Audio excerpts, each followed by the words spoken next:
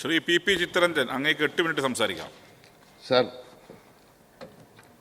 പ്രമേയ അവതാരകൻ്റെ അവതരണം കേട്ടപ്പോൾ വലിയൊരു അപകടകരമായ സാഹചര്യത്തിലേക്ക് നമ്മുടെ പൊതുജനാരോഗ്യ രംഗത്തെ മാറ്റുവാൻ സ്വകാര്യ കുത്തക മുതലാളിമാർ ഏറ്റവും കൂടുതൽ നോട്ടമിട്ടിട്ടുള്ള ഒരു രംഗമാണ് പൊതുജനാരോഗ്യ രംഗം എന്നുള്ളത് കൊണ്ട് തന്നെ അവർക്ക് വേണ്ടിയാണോ ഈ പ്രമേയം അവതരിപ്പിച്ചതെന്നുള്ള സംശയമാണ് സാർ എനിക്കുള്ളത്.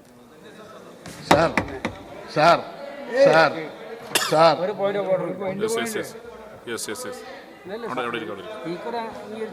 സാർ ഒരിക്കലും ഏറ്റവും ഗുരുതരമായ ചികിത്സാ പിഴവുകൾ ചൂണ്ടിക്കാണിച്ച് ഒരു അടിയന്തര പ്രമേയം ഉന്നയിക്കുക. അങ്ങനെ നോട്ടീസിന് അനുവാദം തന്നു. മന്ത്രി അത് ചർച്ച ചെയ്യാനും തയ്യാറായി.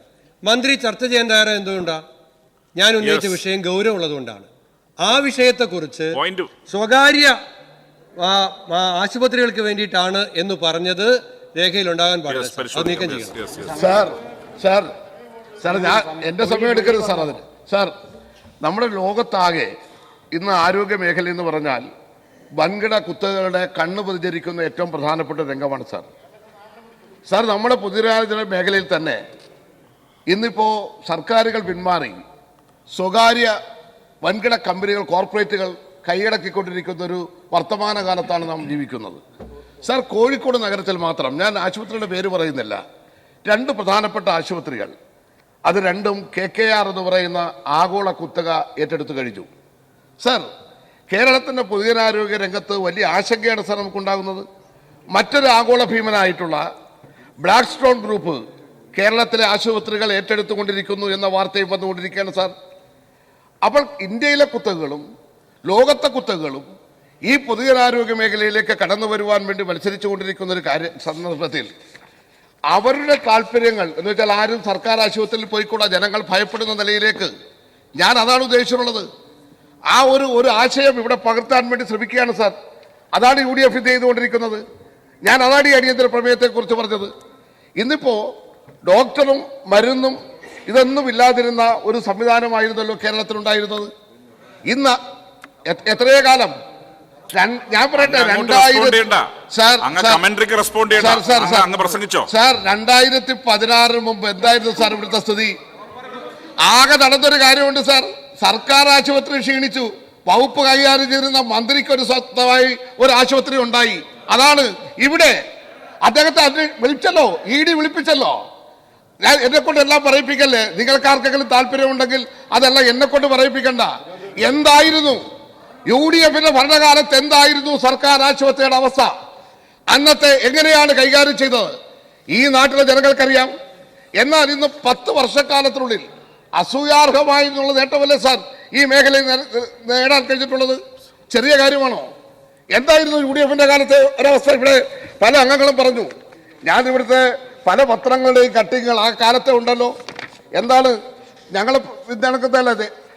ദീപിക 27/8/2011 ആശുപത്രിയിൽ മരുന്ന് വിതരണം നിലച്ചു. മരുന്ന് വാങ്ങിയതിൽ വൻ തട്ടിപ്പ്. സാർ, മംഗളം രോഗി മരിച്ചു. അന്വേഷണത്തിന് മന്ത്രിയുടെ നിർദ്ദേശം. ഹൃദയവാൽവ് ശസ്ത്രക്രിയക്ക് ഡോക്ടർമാരും ഇടനിലക്കാരും ചേർന്ന് പണം തട്ടി. തിരുവനന്തപുരം മെഡിക്കൽ കോളേജ് സാർ അടുത്തത് കോട്ടയം മെഡിക്കൽ കോളേജ് ICUവിൽ കിടത്തിയില്ല. കൃത്രിമ ശ്വാസം നൽകാൻ കൂട്ടിരിപ്പുകാരനെ ഏൽപ്പിച്ചു. ഒരു രോഗിയുടെ എല്ലാ പത്രത്തിനെ കട്ടിക്ക് വെക്കാം. മാതൃഭൂമി സാർ, അടുത്ത മാതൃഭൂമിയാണ് സാർ.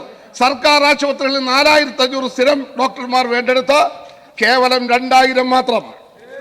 സാർ, എന്തെല്ലാം തരാനുണ്ട്. ദീപിക ഇതൊന്നും ദേശാഭിമാനിയല്ല കേട്ടോ. ഇതിനെല്ലാം ഞാൻ ചേർന്ന് അവിടെ മേശപ്പുറത്ത് വെക്കാൻ തയ്യാറാണ്.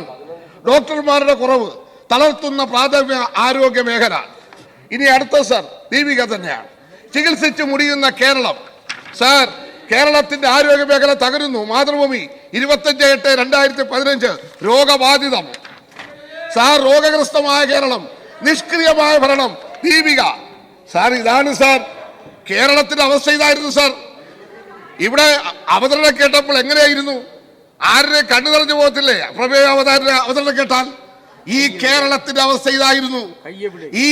അവിടെ നിന്നാണ് സാർ ഇന്ന് കാണുന്ന കേരളത്തിലേക്ക് എത്തിയത്. നിങ്ങളിവിടെ പറഞ്ഞല്ലോ, ഇവിടെ ഏതെങ്കിലും ഒരു സംഭവം ഉണ്ടെങ്കിൽ അത് അന്വേഷിക്കണം, ഭാവിയിൽ ഉണ്ടാകാതിരിക്കണം. ഞങ്ങളുടെ നിലപാടതാണ്. പക്ഷേ നിങ്ങളുടെ കാലത്ത്, UDFന്റെ കാലത്ത് വന്നിരുന്ന രോഗികൾ, OP-യിൽ വന്നവർ, IP-യിൽ വന്നവർ, ഇന്നത്തെ എണ്ണം നമ്മളൊന്ന് നോക്കൂ.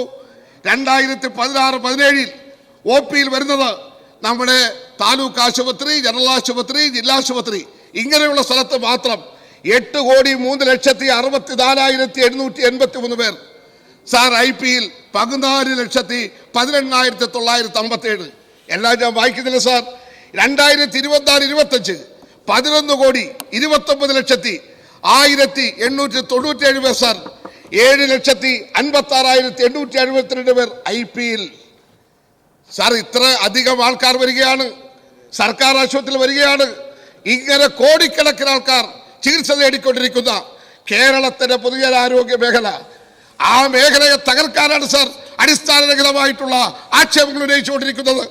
സാർ, ഇവിടെ നമ്മുടെ മെഡിക്കൽ കോളേജുകൾ നമ്മുടെ ചരിത്രത്തിൽ ഇത്രയധികം നേട്ടം കരസ്ഥമാക്കിയ ഒരു കാലമുണ്ടോ സാർ? ഇന്നിപ്പോൾ കേരളത്തിലെ മെഡിക്കൽ കോളേജിൽ ഏറ്റവും അവസാനത്തെ കണക്ക് 2025 ജൂലൈ മാസം OP-യിൽ വന്നിട്ടുള്ളവർ 53,12,723.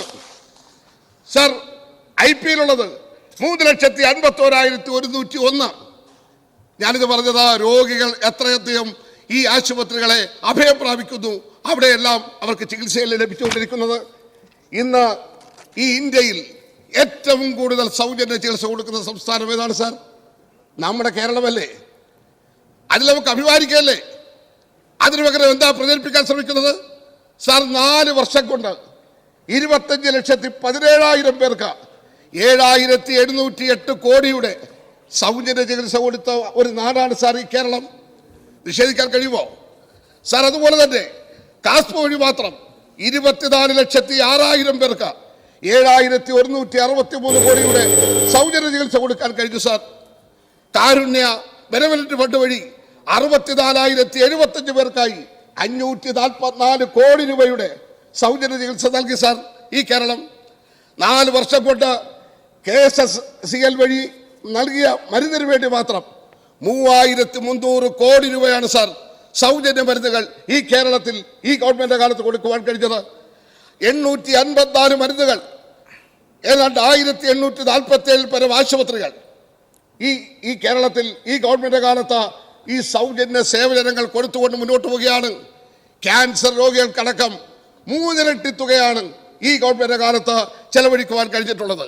ഈ നിലയിൽ കഴിഞ്ഞ 4 വർഷങ്ങളിലായി 1,400 കോടി രൂപ ക്യാൻസറിന്റെ സൗജന്യ ചികിത്സയ്ക്ക് വേണ്ടി മാത്രം ചെലവഴിക്കാൻ കഴിഞ്ഞ ഒരാരോഗ്യ മേഖലയാണ് ഈ കേരളത്തിലുള്ളത്. അഭിമാനകരമല്ലേ മലയാളിക്ക്? ഇത് ഞാൻ ദീർഘിപ്പിക്കുന്നില്ല.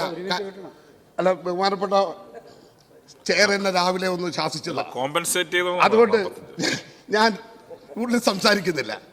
ഞാൻ ചെയറിന് വഴങ്ങുകയാണ്. അതുകൊണ്ട് ഈ അടിയന്തര പ്രമേയം ഇതിനകത്തൊരു അർത്ഥമില്ലാത്തതാണ്. ഇതിനെ ഞാൻ എതിർക്കുകയാണ്. എൻ്റെ വാക്ക് നിർത്തുകയാണ്. ചെയർ നിർത്താൻ പറഞ്ഞിട്ടില്ല, കാരണം അങ്ങയുടെ 45 സെക്കൻഡ് കോമ്പൻസേറ്റ് ചെയ്യാൻ പറ്റുമായിരുന്നു. ഓക്കെ, ശരി.